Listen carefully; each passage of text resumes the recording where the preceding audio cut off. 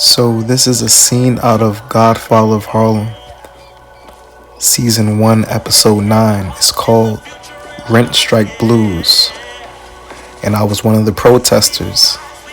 Actually came up with the protest line. You're not gonna give us no heat, we're not gonna move our feet.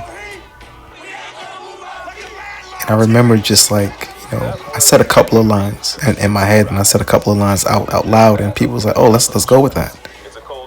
And by the time Carlos Esposito got there, One of the ADs called him by his talent number.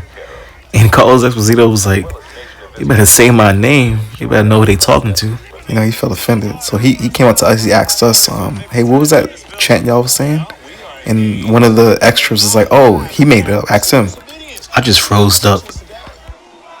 I was like starstruck, so he asked him again, he's like, what was the chant? And then someone remembered and said it to him.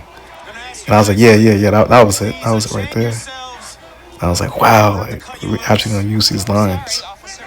And I feel like that's the whole point, to let the people whose families come from these backgrounds, who come from this era, let them express these lines. Let them, partake in this film that represents their history.